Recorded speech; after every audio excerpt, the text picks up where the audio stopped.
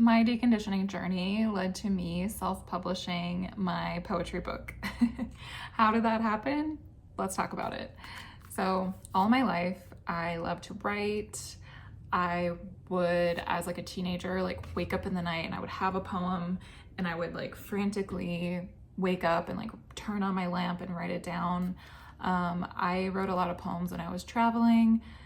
Poetry and expression through word was really my art form growing up, but I really was like conditioned in different ways to believe that I wasn't a real artist and I wasn't, my like poetry wasn't, it's not really real art or whatever. And I did share it here and there like as a kid and got some positive feedback for it, but ultimately I didn't really believe that I was an artist and that I was like a creative person.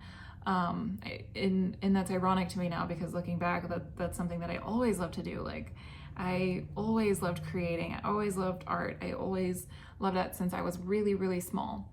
And I think, just certain experiences that I had, such as in an art class with a teacher who was not even an art teacher, just like the teacher who was supervising, like said something to me that was probably like really just, not a big deal or whatever to them at the moment, but it really like stuck in my psyche. And she was like, oh, like you're like, she said that I was too slow and she kind of like rolled her eyes that I was only at a certain point in the art project and like the hour that we had been given to create the art project was like almost over and she had to help me like finish it more quickly.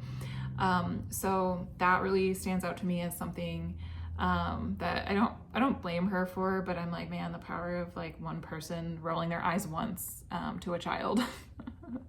Don't let that scare you if you have children. Like that, this is all a part of my journey. Like I trust that that was a part of my process, right? But deconditioning from this belief that was so ingrained in me that like I'm not an artist and I'm not a creative person and I don't have access to that really has, led to me feeling comfortable putting my poetry, like putting this book together, sharing my poetry with the world. I self-published, so I did everything myself. Like I created the cover, I chose the font, I chose everything about it. And there is a way to look at this, I think, through all of the centers, but I'll stick with a couple for this video. Number one, the deepest layer in all of us is the ego, right? The heart center, the will center, has a few different names, but I'm gonna call it the ego center for the sake of this video. At the core of all of our beings is this question, like, do I even have a right to be here?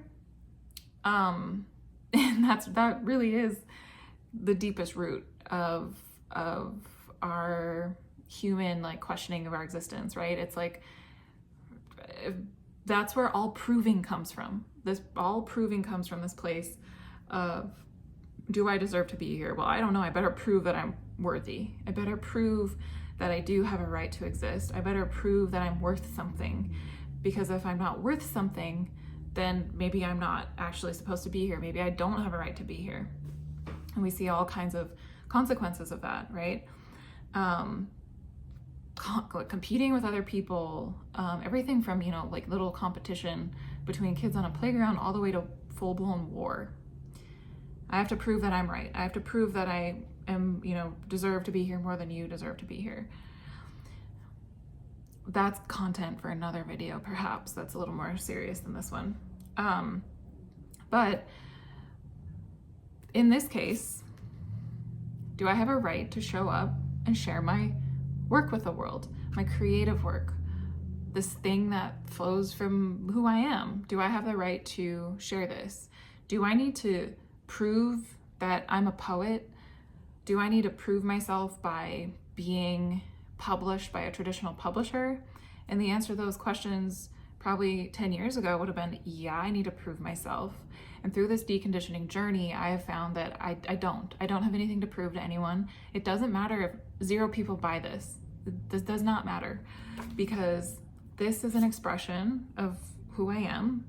This is an expression of of art for me. And art does not need to be purchased to be valuable. It doesn't.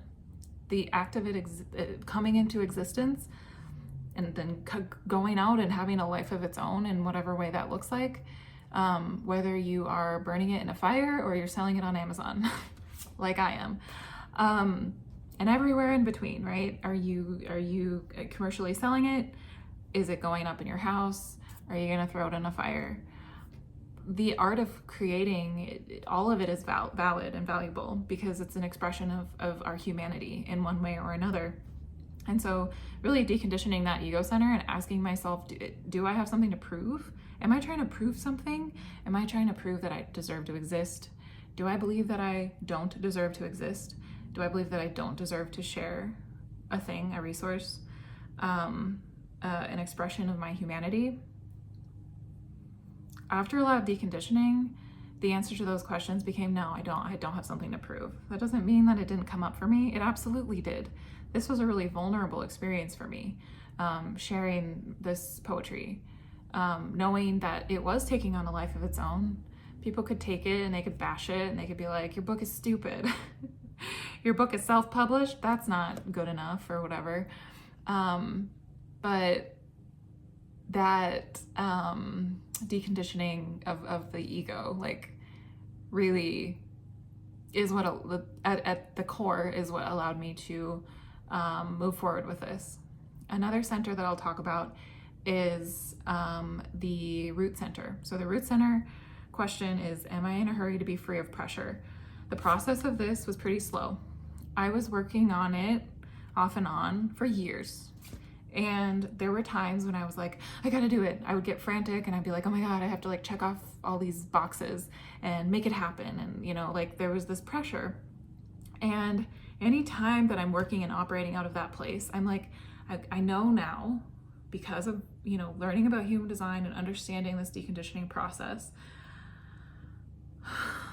it doesn't help anyone if I'm in a rush to be free of pressure, because there will always be pressure available for me to amplify and act on.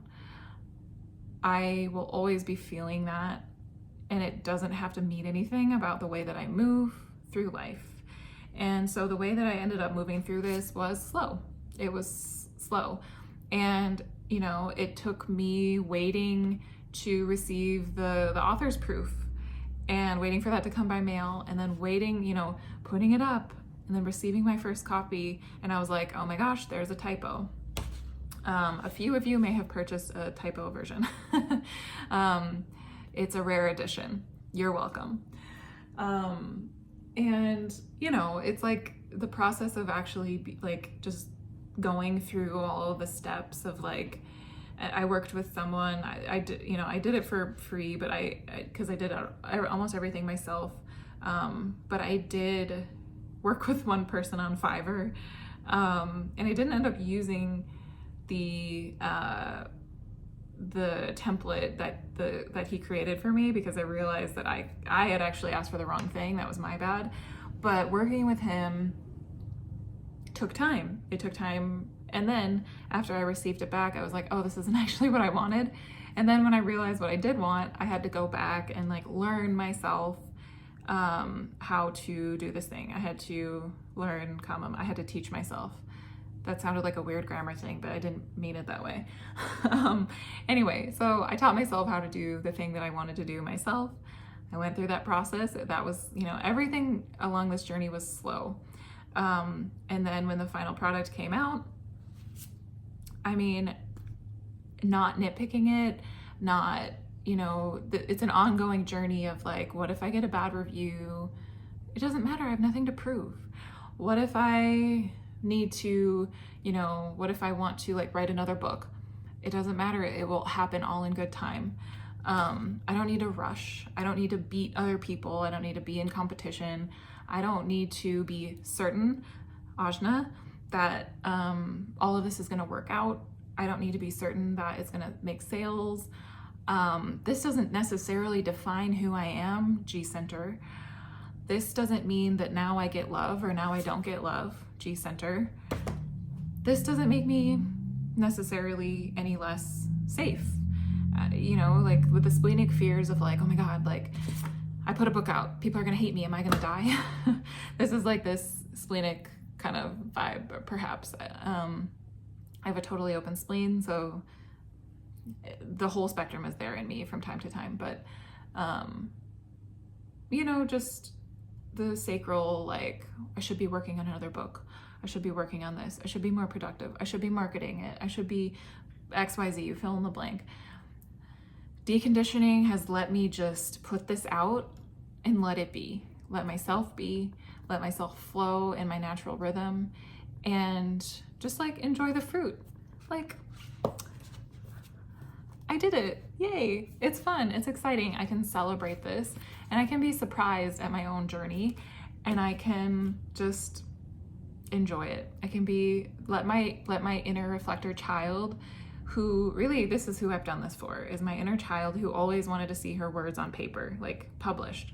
It was a dream that I had, and I'm always kind of like, how can I surprise my inner child, who's really just me, right?